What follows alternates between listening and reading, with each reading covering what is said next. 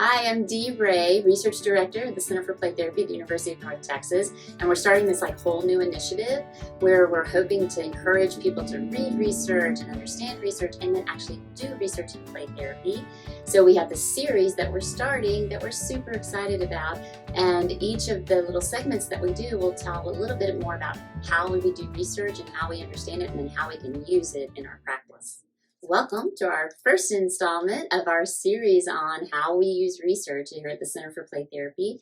So the first thing I thought we'd start really simply, and we're going to talk about what's in a research article. So don't worry, I'm not going to read you this whole research article, but we're going to talk about how you look at it. So basically what we do when we do research articles in play is that it starts with a literature review, and that's that part at the beginning that's all about what's been done, which is a really important part of research because what it's doing is telling you, hey, there's a need for the research that I'm about to do, and I know that because I've looked at all the literature before. So we really want to pay attention to that part because that is the researcher telling us, hey, there's a need for what I'm about to tell you that I did in research.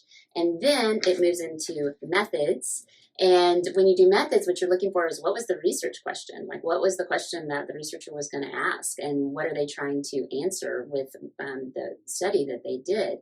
And so in that, you're going to see that there's this methods section. It's going to tell you all about who participated and what they did in their participation and all of the procedures that were involved in the research. And then the next section is the results section, and that's where you get the meat of it. It's usually filled with numbers if it's a quantitative study, and if it's a qualitative study, it's usually filled with codes and themes and that kind of thing. But it's the actual outcomes of what occurred in the research.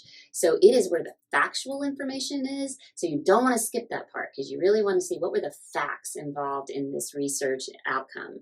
And then the final part is the discussion, which is the part we really like because that is where the researcher makes meaning of what they did in their research. So there's usually a pretty significant piece of the research that is in the discussion, which what it's saying is here were our outcomes and here's the meaning we made from those outcomes.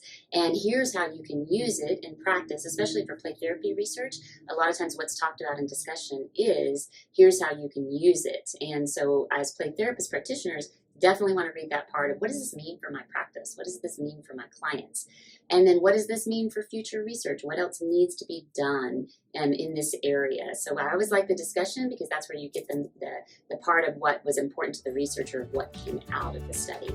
And that's really what a research article is. And they're really kind of fun to read if you look at them from beginning to end. So thanks.